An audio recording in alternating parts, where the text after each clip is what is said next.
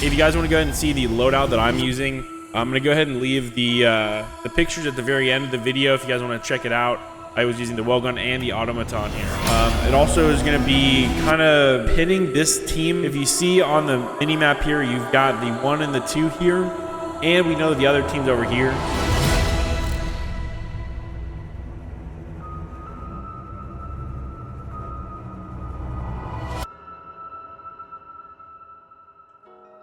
Hey guys, OPMarked here. Excited to bring you guys another one of these videos. Today we're going to be diving into a duos gameplay with Jakey Chew. It ended up being a win on Caldera here, so I'm going to be breaking down and walking through exactly what I was thinking throughout the video. Again, you guys really enjoyed the solo one so much, so I figured, you know, we might as well step it up to duos. Eventually we'll get to trios and quads. And as well, I want to go ahead and set a like goal for this video. Last one we hit about 130 and we didn't even set a goal, so if we could hit smash 200 likes on this video, I'd really appreciate it, guys. Put a like, comment, and subscribe, and let's get into the footage. All right, guys, so we're going ahead and we are loading into the game here. We see this first circle here, and we're going to go ahead and off the rip again, we're going to decide where exactly we want to land. So we're going to take a look around the map and try and see exactly where each recon is and things like that. We go ahead and we take a look over at Arsenal. We see that there's about 3 there. We also see that there's 3 at docks. We take a look around the map though, and we kind of just trying to figure out where to go. We see 3 at Capital here, sorry. So we're going to go ahead and decide to try and go to docks here. I kind of contemplate whether or not I want to land outside of the zone. Recently, we kind of weren't having the best luck in terms of trying to complete all of the recons before the zone closed. In this case, what I would recommend, we don't do it this game just because I believe this is like our first game of the day or so, but I do recommend you guys landing on helicopters, trying to get at least 1 if you can. They're very important for maneuverability as well as just getting around the map. And trying to do these like really quickly, as you guys will be able to see further in the game. It kind of gives us a little bit of a disadvantage not having a helicopter just because we weren't able to kind of fly around the map as quickly as we needed to. So we decided we're going to go ahead and we're going to land in zone. We're going to go to back docks just because docks doesn't really seem to be that hot of an area in terms of where people normally just land for like aggro gameplay. So we're going to go ahead and we're going to decide to go docks here. We're going to mark all of our recons. We see 3 there, and if we need to rotate eventually to Arsenal to get those other 3, then we can. Again, we're just going to jump, pull our shoot. Again, don't judge me. This is our first game of the day. Okay, so we get shot out of the air. We get sent to the gulag. We end up fighting our gulag very early. Gulag fight here, actually. It was very strange. Again, first game of the day. Don't judge my aim. But we're flying back in right now with a gun, though. And Jakey Chew right now, his kind of mission is just to go and land on the recons and try and pull them. I'm going to land a little bit early. I'm going to get a little hungry here for this kill just because I figured I probably should have killed him here. And again, I don't know exactly what he's doing. He should have just kept running, but he really rages there. But the recon pulled a little bit close to us, so that's good. So we're gonna go and we're gonna back up here, and we're gonna go ahead and get that recon done. I see some fighting on my mini map here. Again, I keep forgetting that there's a bunker around here, so I'm just curious as to what's going on. So, and then it clicks to me, oh, there's a bunker here. I'm gonna go ahead and just loot up, try and get this recon done. Again, guys, if you guys want to go ahead and also see the loadout that I'm going to be using in this video, I'm going to be leaving that in the at the end of the video if you guys want to check it out. That way it'll show all my attachments for both my primary and my secondary guns. I ended up seeing somebody over there. I'm going to throw a gas nade to go ahead and kind of block off a line of sight here, hitting both of these recons back here, and we're just going to rotate and try and continually get these done. And Jakey Chew starting to get shot from behind, assuming that is the previous player's teammates. Jakey Chew calls out that he was cracked. We're just going to keep it rolling here because we got stuff to do. We got some recons to do. So Jakey Chew pulls this recon here, and it wasn't really a good tip of mine whenever I'm doing recons here is to try and pull the one that's further back, only because what I've noticed, it kind of pulls closer into the zone. And that's just kind of something I've noticed from doing recons even in Verdansk, is you always generally try and pull the further recon first, because that way you don't really have to keep going like back and forth. Like I said, if we had a heli here, it wouldn't have been an issue. Both of us really didn't think about getting a heli in this instance. I don't know exactly why. Might have just been because it was the first game of the day, but using a helicopter would have probably sped up this process a lot. So getting these recons done are going to be a little challenging. I hear somebody in the building here. Not exactly sure where. So we're going to need to clear out this building before we just go straight to the recon. I run up the building, end up seeing this guy on my left, shoot him a little bit. Thought I heard somebody else, but I didn't. Challenge this, win this gunfight. I hear somebody else as well. I wasn't sure if it was up top or below me. Ends up being that they push up the stairs here, shoot a Jakey.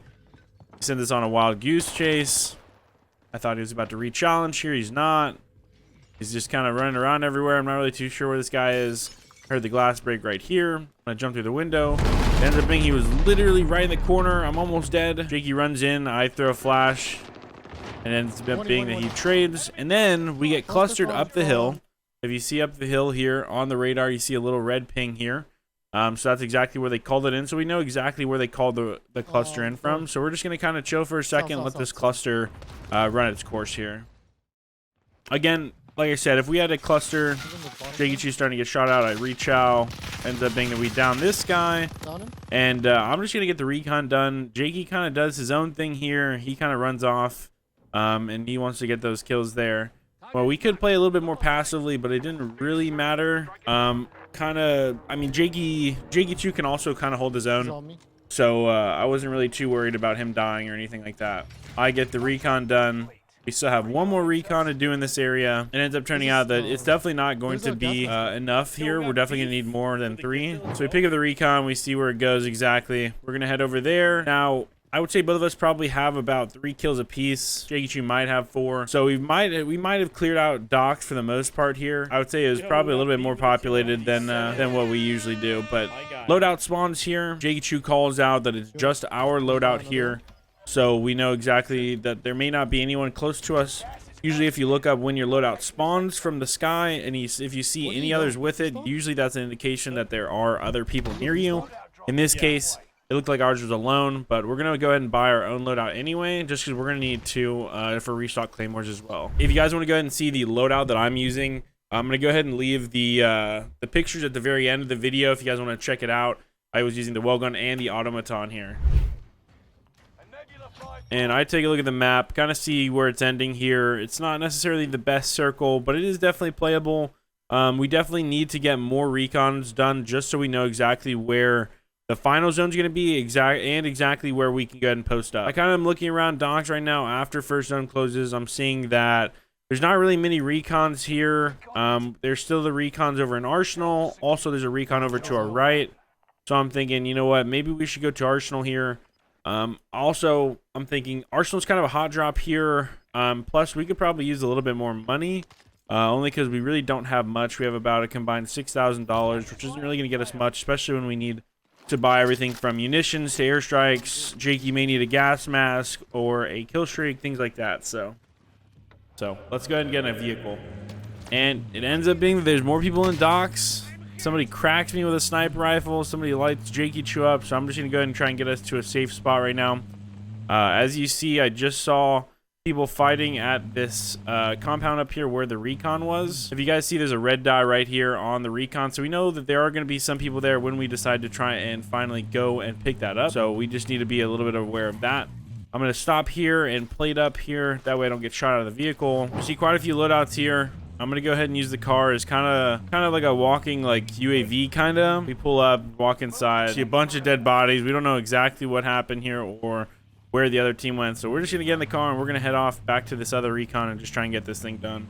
It's kind of smart to note that usually when you're doing this strategy, it's not very important that you take a lot of fights. It's actually a lot smarter to try and avoid as many early fights as you can, just because it sets you back. It sets you back a lot if you end up dying or getting wiped. So we get this recon done here. I'm thinking to myself, okay, well, it's possible that it could end like factory side. So maybe we could sit in factory or even on the roofs, or it could sit up on this hill here where the buy is. Maybe that would be another good spot. If you guys watch our solo gameplay here, you'll notice that this is the same style of building as the one that we sat in over here. So we're very familiar with that one. And again, if we had a helicopter here, it would be so much more quick and beneficial, more efficient as well, just to be knocking all these out. Again, I look and see there's no recons here in docks. for the most part, we've cleared it out to the best of our knowledge. So what I'm going to do is I'm going to say we just need a little bit more money. And what we're going to do is we're going to do this scavenger here and maybe wait until the circle closes. And maybe another recon will spawn here at docks. That's free. We're going to get out and do this scavenger real quickly. And one thing to note here is I am going to actually let Jigichu kind of do most of the scavenger here.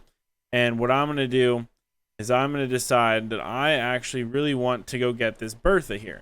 I don't know if this is an intentional change or if it's some kind of bug or anything like that, but if you guys been playing the past couple of weeks, I don't know exactly what happened, but it seems like they've changed explosive damage to vehicles where essentially a C4, a grenade, a Semtex, a rocket launcher really does no damage to vehicles anymore, which makes Berthas and SUVs and helis that much more powerful, because usually everyone just kind of like chunks C4s or rockets or nades at you and stuff like that, but right now for some reason they really don't do much damage to vehicles at all. So this really makes the Bertha like 10 times more powerful, really. So we're gonna go ahead and get this scavenger done, and it kind of just worked out perfect for us because it looks like the second zone is about to close again. I'm gonna go ahead and let Jigichu go ahead and finish this scavenger here. We noticed that there's two people fighting over here, so we're gonna kind of let them be. We don't really need to engage with them or anything. Stop and force a fight here. So it ends up being that Jigichu finishes that. I take a look as soon as the circle closes, and I don't see a single recon anywhere on the right side of the map. So what I decided is I'm going to go ahead and try and see, because we definitely need at least one more recon. I'm taking a look at Arsenal. I pinged 2. I think there's 3 over there. So I decided, you know what, let's go to Arsenal. It may be a little hot, but we're going to go ahead and risk it for that final recon, just so we know exactly where we need to play. Interest. I'm going to drop Jakey out here to get this recon here, and it ends up being that there are a lot of people here. We see 2 people over here. I'm going to go ahead and engage them with the Bertha. Like I said, explosives don't really do much damage, so I'm not really too worried about this. I'm going to go ahead and I'm going to try and run this guy over. What the heck?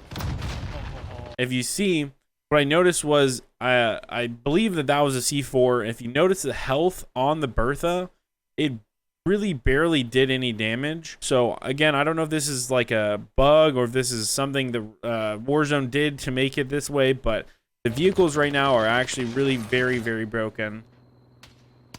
There's a guy next to me. I try and engage them from the bottom here, but I'm just gonna go ahead and back up. Jigichu ends up dying. What I end up doing is just trying to really capture the recon here, just because I know that if we can get this done, I mean, this is kind of it. I try and chow that guy, but the other team again starts shooting at these guys. So I'm just going to go ahead and stay in my Bertha here. Again, the only real way I can kind of die out of the Bertha is by being shot out. And the odds that they're going to beam me out of the Bertha, you know, really quickly is kind of close to 0. It ends up being that Jigichu ends up getting his self-res off and gets in the building here. It ends up being as well that they destroy my Bertha just by shooting at it. I'm going to use it as cover to try and get inside now. I comment that we should probably just get out of here. Jigichu's sniping, so he gets a pick. I see a guy on the wall. I'm going to go and engage him just because we have the advantage now that it's 2v1. He's still on the wall here, so I'm just going to kind of wait for him. Jigichu ends up sniping him. Team wipe. As far as we know, those are the only 2 teams here. So hopefully we've cleared out Arsenal. We're going to go ahead and also I see that there's a recon over here as well as a fresh Bertha. That way we can go and replace our old one. Also, I see, you know what? There's a recon here. We might as well do it. It's kind of free here. We just cleared out the team that was over here. So presumably we would think that there's probably not another team here. So we're going to go ahead and try and just knock this one out really quickly. What you guys are going to notice here though is that there's not really much of a difference between solos and duos. If you guys really look at the core fundamentals of how we play, the only thing is that there's just another person. There's not really a huge difference in the style and anything else that we really need to do. The only benefits of playing duos really is that you have an extra gun and you have an extra 2 claymores and things like that. So when you're setting up, it's a lot easier to kind of defend all of the entrances that you would possibly like have people push you from. So we finally see the final circle here, and I'm thinking to myself, I think we should probably play this this buy station building here. Again, there's only 2 entrances in. We can use claymores to cover both. And we have a buy out front if we need to buy anything. So I'm going to go ahead and try and get us over there. I see that there's another Bertha right here. So what I'm thinking is, because this is out in the middle of the open for a circle, if we can manage to keep both of these Berthas alive, we can actually use them endgame to just kind of run people over, or just use them as like a 3P or a third-party kind of camera. That way we can kind of see like a full 360 of where everybody is. And that way we can like make accurate comms, call outs, things like that. So what we're going to do is we're going to pull them up here. We're going to try and park them. Unfortunately, we get clustered almost immediately as soon as we try and back them in. But again, for some reason, I don't know exactly what happened, but they end up blowing up one of our Berthas with that cluster. Again, we're going to do the gas canister claymore method here. I accidentally end up lighting one. It's a mess. Don't judge me. Again, first game on. I'm not used to my keybinds. So we're going to end up just playing the claymores here.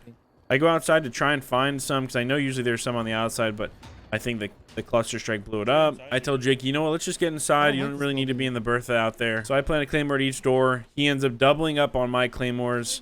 And this is kind of the part where it plays a little bit slow, and we just kind of wait for people to kind of kill each other, you know?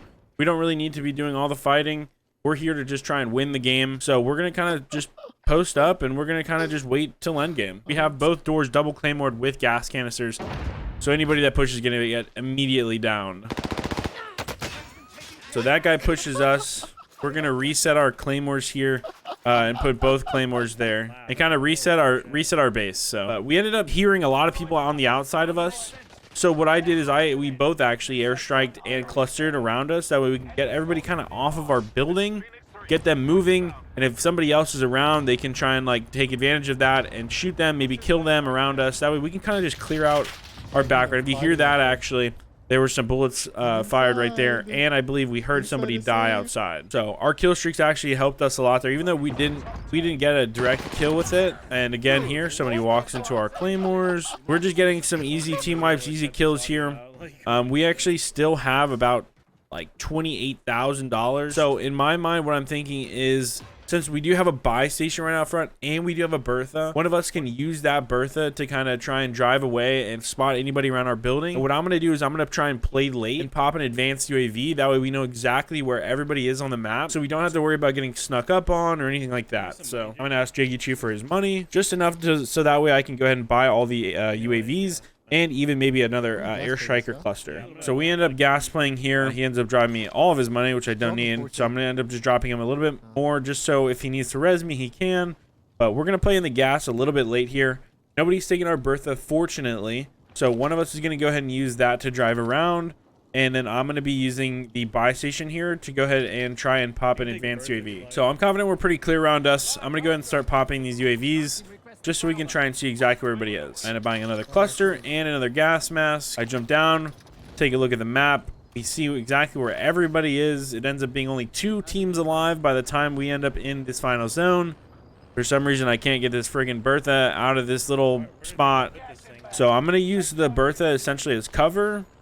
That way I can just try and spot and see exactly where everybody's looking. So I end up finding a really good rock here. It also is going to be kind of hitting this team. If you see on the mini map here, you've got the 1 and the 2 here, and we know the other team's over here. So essentially what we're doing is we're strategically kind of pinning both of these, us and this opposite team, on this team. You really never want to be this team, just because if you don't kill one team quick enough, you're gonna end up dying to a third party, which is exactly what happens here. So I get out of my Bertha. I know that they rotated to this rock. I'm going to go ahead and pre-cluster that, and I'm going to push up on the right side here because we can still see them on the UA. Jiggy Chew ends up killing one. I end up downing one. I believe the other team went ahead and pushed up and killed those guys here. So it's a 2v1 now. So all we've really got to do is just kind of identify where exactly he is and play off of it. I'm just reloading all my guns and things like that, picking up some frags because I don't need claymores anymore. I'm going to end up going back and taking the Bertha. That way I can go ahead and try and see exactly where he is. And again, explosives aren't strong against any vehicles right now. So I know I can't really get blown up by a C4 or anything. At the most, I can get shot out of it, but I'm pretty confident in my driving skills on Caldera, that basically I'm not going to get shot out of it. So I end up spotting him right in front of me. I try and run him over, just trying to get him to really move here. I ping him for our teammate, I hop out, and we end up killing him. So again, that's a breakdown of the duo gameplay here. It wasn't really the best circle, but we made it kind of the best with where we can set up endgame.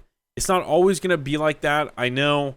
Sometimes there's not going to be really any power positions, and it's just going to be kind of where you work yourself in from. We're going to be working on getting some trio and quad gameplay. I believe we have quad gameplay already. I just need to record over it. I believe we have actually a trio quad gameplay that we can do that I'll try and get uploaded soon. But again, chat, there's not really much of a difference between solos and duos. If you guys noticed, we kind of played it the exact same as our solo gameplay, where we chose like a power position, or not even really a power position, just somewhere we can try and hold up and defend until gas pushes us out, and then we move in from zone from there. So again, it was just very fortunate that we were able to play that one building right there again. It ends up working out almost every time because everyone just kind of pushes us. Our claymores do most of the work. I believe we have BR solo duo trios for the next week or so. So try and grind as many wins as you guys can. Use this knowledge, tips and tricks, positioning, things like that to your benefit. Again, if you guys want to go ahead and smash the like button, hopefully we can get 200 likes on this video. I would really, really appreciate it. Also, leave in the comments if you guys want to see any other game modes, trios, or quads, maybe even more solos. Just let me know, and I'm going to go ahead and leave our loadout at the end here. That way you guys can go ahead and try and take the guns that I use if you guys want to try them out, and maybe you guys can get some more wins like that. But I appreciate it. Remember to like, comment, subscribe. I'll see you guys on the next one.